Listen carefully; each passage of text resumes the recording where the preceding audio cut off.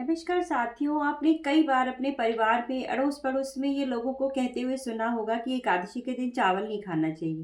परंतु क्यों नहीं खाना चाहिए ये किसी ने आपको नहीं बताया होगा। तो आइए आइए इस बारे में थोड़ी सी जानकारी आज मैं आपको देती हूँ। कुछ वैज्ञानिक कारण भी हैं, कुछ पौराणिक कारण भी हैं।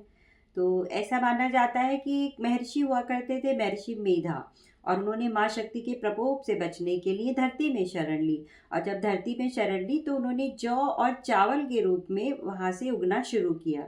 तो ये मानते हैं कि यदि आप, और चूंकि ऐसा उन्होंने एकादशी के दिन किया था, तो ऐसा माना जाता है कि यदि आप एकादशी के दिन चावल खाते हैं तो आप महर्षि मेधा के शरीर के टुकड़ों को खा रहे हैं। अब ये लिखा हुआ है पौराणिक कथाओं में, ऐसा मेरी कोई मान्यता इसमें नहीं है। तो इसीलिए उसका सेवन निषेध बता दिया गया। वैज्ञानिक कारण भी है। तो वैज्ञानिक कारण ये है कि चावल को पानी से जोड़ा गया है और पानी को चंद्रमा से जोड़ा गया है। तो ज्ञान की पांचों इंद्रियां और कर्म की पांचों इंद्रियां जो है वो मन के नियंत्रण में ही है। तो यदि आप चावल खाते हैं तो शरीर में पानी की मात्रा बहुत बढ़ जाती है और उससे आपका जो मन है वो भटकने लगता है, अस्थिर हो जाता है।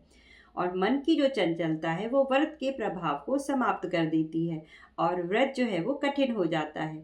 तो एकादशी के व्रत के दौरान अपने विचारों पर नियंत्रण रखना, सात्विक भाव रखना, ये ज़रूरी है। तो परिणाम स्वरूप ऐसा माना जाता है कि यदि एकादशी के दिन आप चावल से बनी किसी भी चीज़ का सेवन करते हैं तो आप अपने मन पर नियंत्रण नहीं रख पाते, जिससे आपके जो व्रत है उसका सात्विक पुण्य आपको नहीं मिल पाता है। तो विष्णु पुराण भी कहता है कि एकादशी के दिन यदि चावल खाते हैं तो सभी पुण्य नष्ट हो जाते हैं, क्योंकि ये मुख्य रूप से भगवान का आहार है।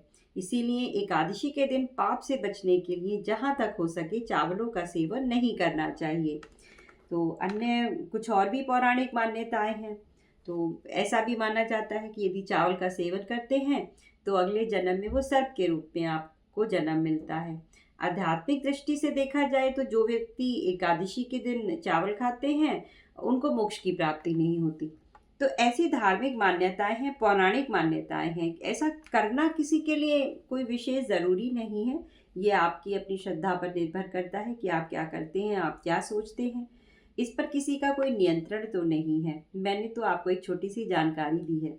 तो आशा करती हूँ आपको ये वीडियो पसंद आई होगी। और पसंद आई हो वीडियो तो वीडियो लाइक कीजिए, शेयर कीजिए, चैनल को सब्सक्राइब कर दीजिएगा। आपका दिन शुभ रहे। नमस्कार।